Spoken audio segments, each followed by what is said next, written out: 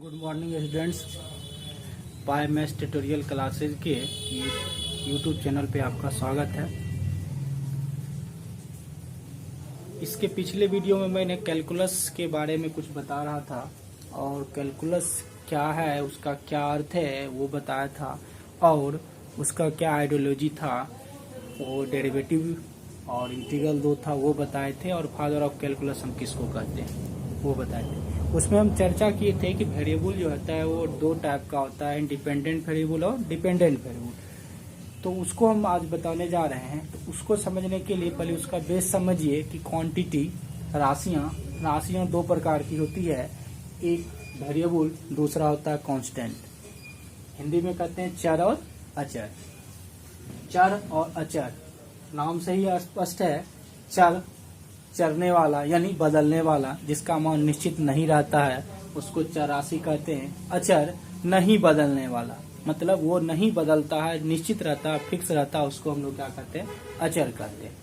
तो चर में क्या है कि हम लोग डिफिनेशन में ये बोल सकते हैं कि वह राशियां या वह राशि जिसका मान निश्चित रहता है, कहीं नहीं बदल, ये जिसका मान अनिश्चित रहता है, जो बदलते रहता है, उसको हम लोग क्या कहते हैं, चर राशि करते हैं।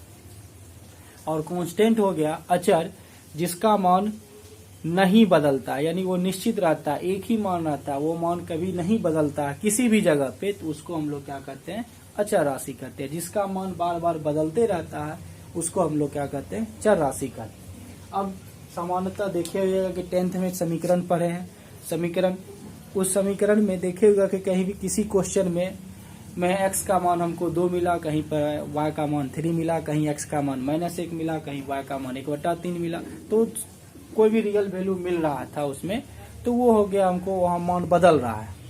लेकिन अचर में देखिए, जैसे कोई संख्या का मान है, वो संख्या 5 है, तो 5 कहीं भी 5 लिखेंगे, चाहे वो किसी भी जगह, उसका वैल्यू 5 ही रहेगा, ना 5 से कम हो सकता है ना 5 से ज्यादा हो सकता है। 3 लिखेंगे, ये 3 का मान 3 है तो 3 ही रहेगा, किसी भी जगह में पढ़ेंगे, इसका मान कहीं भी नहीं बदलेगा, यानी ये अचर है, नहीं बदलने वाला है, इसलिए इसको हम लोग क्या कहते हैं, कांस्टेंट कहते हैं। अब चर में देखिए, जैसे सामान्यतः हम लोग x, y और z, इसको हम लोग चर राशि के रूप में इस्तेमाल करते हैं। ऐसे अल्फाबेट का कोई भी लेटर चर होता है, लेकिन सामान्य तौर पे हम लोग गणित में जो इस्तेमाल करते हैं, x, y और z को लिखते हैं। ये जो चर राशि है जिसका मान निश्चित नहीं रहता है, वो बदलते रहता है। और अचर में जो हम लोग हैं, जितनी भी संख्याएं हैं वो सबको हम लोग क्या मानते हैं, अचर मानते हैं। 1 2 3 4 5 हम लोग कभी कभी अचर के रूप में हम लोग अल्फाबेट ABC इसका भी इस्तेमाल करते हैं वहां पे। अब तो ये हो गया, लेकिन कहीं कहीं हम लोग ABC को हम लोग चर के रूप में भी इस्तेमाल करेंगे, लेकिन सामान्य तौर पे हम ये बताएं कि सामान्य तौर पे हम लोग x, y, z का यूज करते हैं, प्रयोग करते हैं, किसमें, चर राशि में। और अचर राशि में हम लोग कोई भी संख्या होगा वो सब क्या होगा, यानी चर राशि को छोड़ के जो भी होगा वो सब क्या कहलाएगा, अचर कहलाएगा। तो चर अचर समझ लिए। अब इसके बाद हमको समझना है कि ये जो वेरिएबल है, ये वेरिएबल ही दो पार्ट में बढ़ता है, और इसी वेरिएबल के दो पार्ट में एक को हम लोग डिपेंडेंट वेरिएबल और एक को कहते हैं इंडिपेंडेंट वेरिएबल।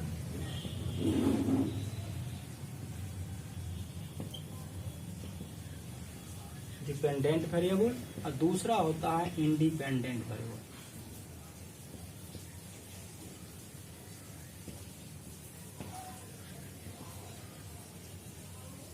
इंडिपेंडेंट वेरिएबल, ये डिपेंडेंट वेरिएबल होता है परतंत्र चर, या इसको हम लोग कह सकते हैं आश्रित।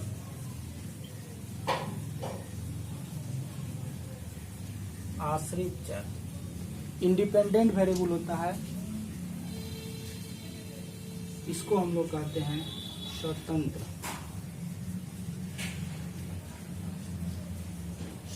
चर।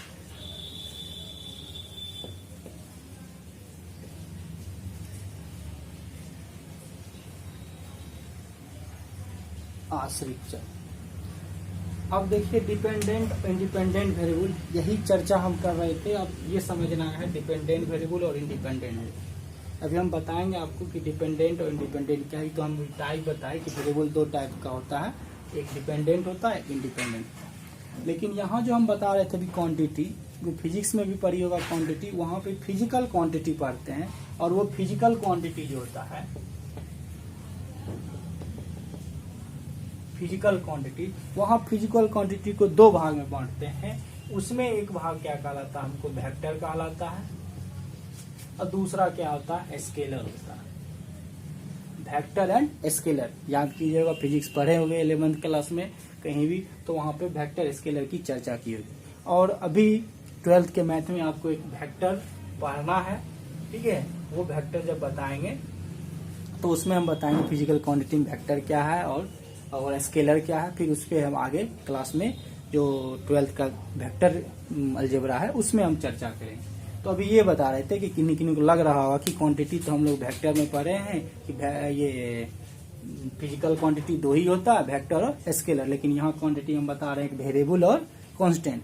तो वहाँ देखिए वो फिजिकल क्वांटिटी है और यहाँ हम क्वांटिटी की चर्चा कर रहे थे। फिजिकल क्वांटिटी दो होता है, वेक्टर स्केलर, लेकिन क्वांटिटी जो होता है वो दो ही होता है, वेरिएबल एंड स्केलर। अब उसमें आता है डिपेंडेंट वेरिएबल, वेरिएबल का दो टाइप, डिपेंडेंट और इंडिपेंडेंट। आगे हम बता रहे हैं कि डिपेंडेंट इंडिपेंडेंट वेरिएबल क्या होता है। देखिए डिपेंडेंट वेरिएबल और इंडिपेंडेंट वेरिएबल अलग अलग समझिए। डिपेंडेंट वेरिएबल क्या होता है, इंडिपेंडेंट वेरिएबल क्या होता है। डिपेंडेंट वेरिएबल डिपेंड, किसी दूसरे पर निर्भर, कहते हैं ना कि किसी आदमी के वो डिपेंड है उस पे। जैसे स्टूडेंट होता है, कहते हैं हम लोग माँ बाप पे डिपेंड है।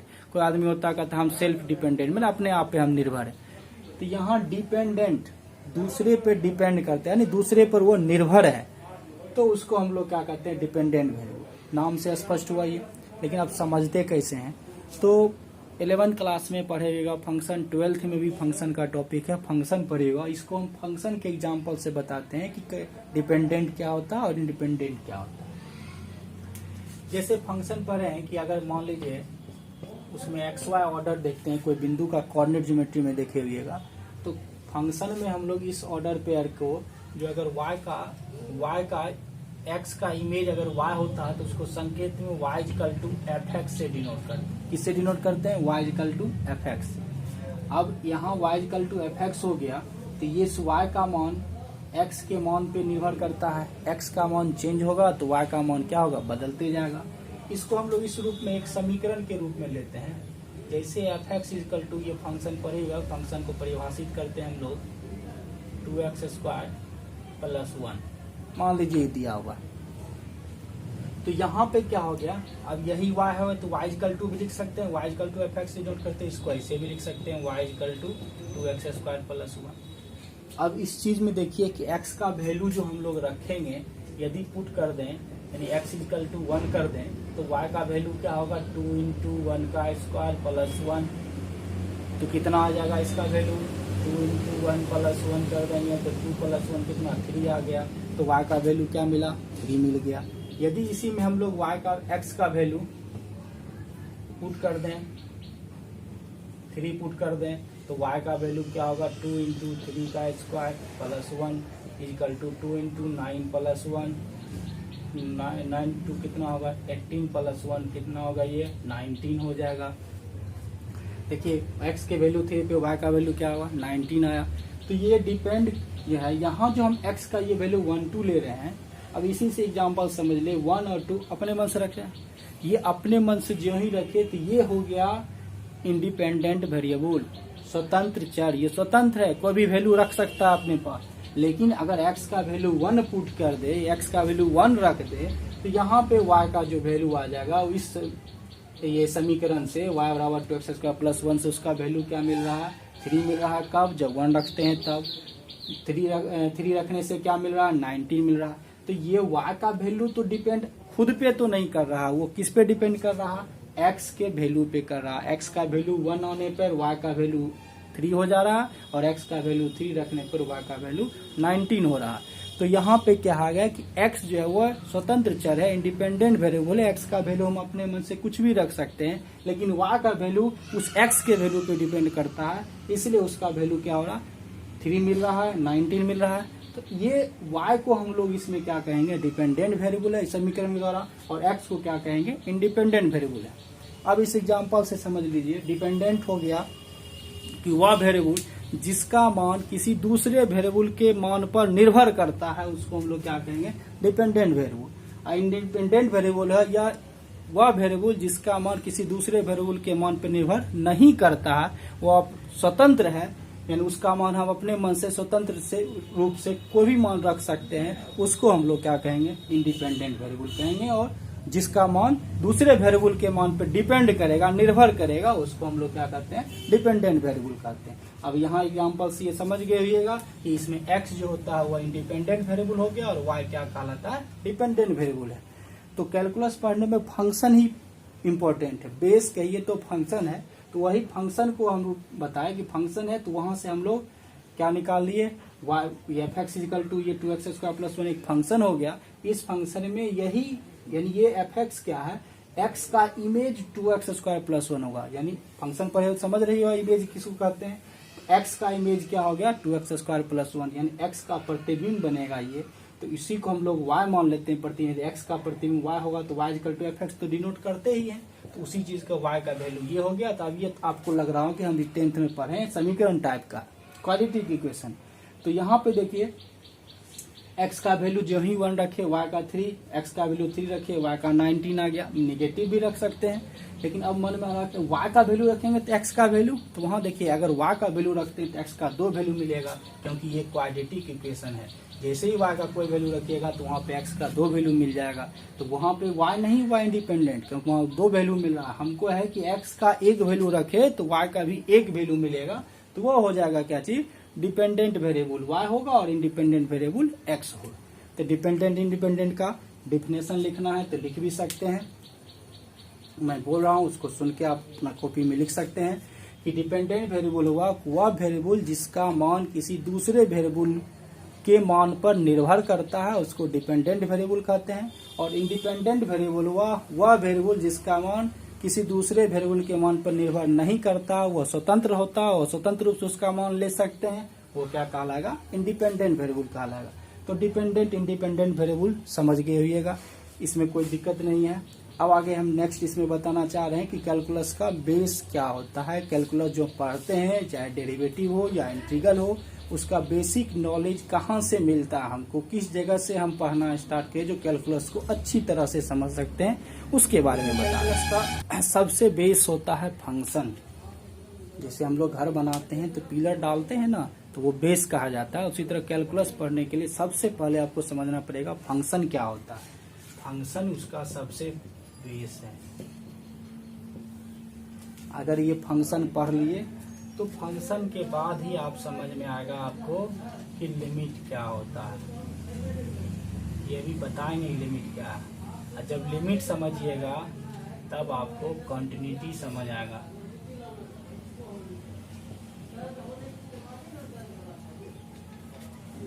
कंटिन्यूटी समझ लीजिएगा तभी आपको, ऐसे साथ ही है डेरिवेटिव,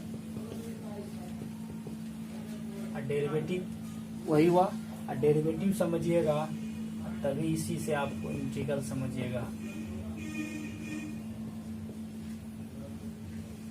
और जब ये इंटीग्रल हो जाएगा तब इस दोनों का कंबाइंड जो होता है वो डिफरेंशियल कैलकुलस होता है। ये इक्वेशन कैलकुलस नहीं, सॉरी, डिफरेंशियल इक्वेशन।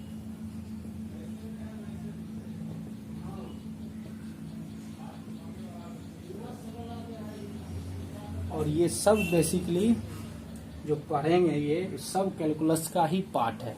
लेकिन ये जो हम लोग फंक्शन पढ़ते हैं ये 11 से भी पढ़ते आए हैं, ये सेट से रिलेटेड पढ़ते हैं फंक्शन। ऐसे समझने के फंक्शन हमको यहाँ सेट्स का फंक्शन पढ़ना है, सेट से उसी में रिलेशन। आप इसको समझने के लिए पहले रिलेशन समझना होगा, रिलेशन समझने के लिए आपको सेट समझना होगा। तो ये चीज़ तो आप पहले भी पढ़े हुए हैं, हम इसलिए इसको बेस मानते हैं कि फंक्शन ही बेस है। फंक्शन समझ लीजिएगा तो आपको कहीं भी दिक्कत नहीं होगा, लिमिट बनाने में भी दिक्कत नहीं होगा, क्वांटिटी बनाने में दिक्कत नहीं होगा। उसी फंक्शन सबका हम जितना फंक्शन पढ़ेंगे उसी फंक्शन का हमको डेरिवेटिव निकालना है, उसी का आगे हमको इंटीग्रल निकालना। यही दो आइडियोलॉजी बता रहे थे, ये आइडियाज है कैलकुलस का। और ये दो जब पढ़ लीजिएगा तो उसी कैलकुलस के पार्ट में आगे 12th में आपको पढ़ना हो। जब मैं सिलेबस के बारे में बता रहा था तो बताया होगा कि जरूर कि डेरिवेटिव और इंटीग्रल, इसके बाद हम लोग उसमें डिफरेंशियल इक्वेशन को पढ़ते हैं। तो ये चीज है।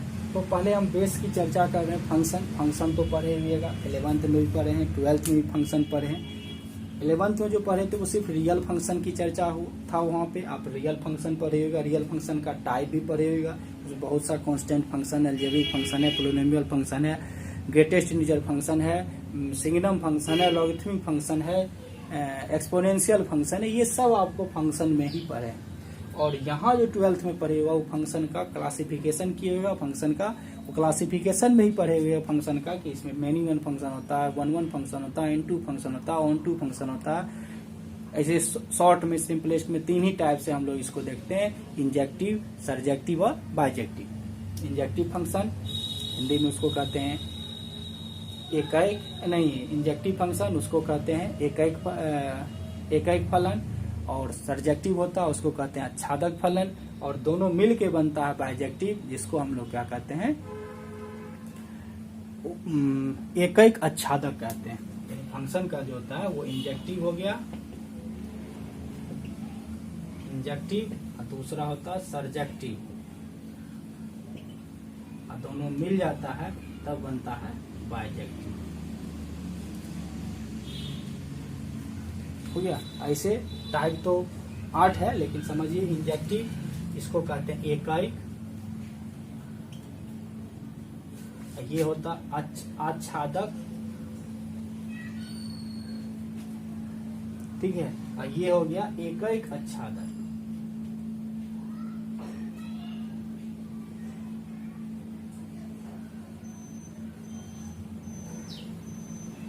एकैक आच्छादक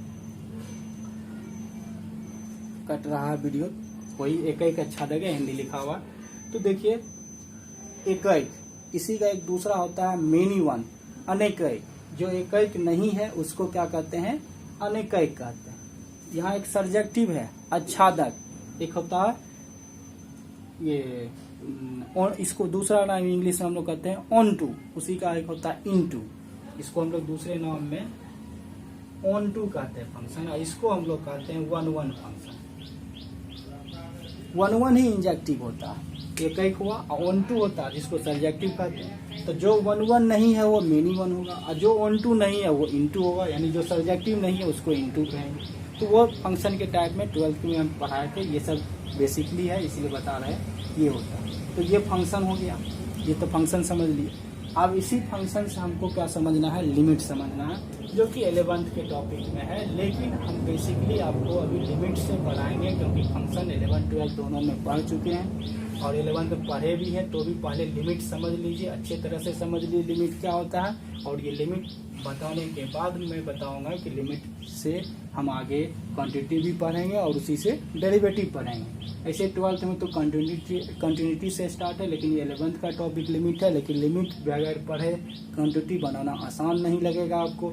जब इसको बेसिकली अच्छे से समझ लीजिएगा तो फिर आप क्वांटिटी भी आप बहुत ही इजी तरीके से समझ सकते हैं और बना भी सकते हैं। तो पहले आप लिमिट बताएंगे, लिमिट है क्या, ठीक है, इसका कॉन्सेप्ट ले लिया जाए लिमिट का, उसके बाद आगे हम क्वांटिटी की चर्चा करेंगे। देखिए आगे बताए थे कि लिमिट के बारे में ही पढ़ना है, लिमिट समझना है कि लिमिट क्या होता है। तो सबसे पहले देखिए लिमिट का हिंदी में हम लोग कहते हैं सीमा।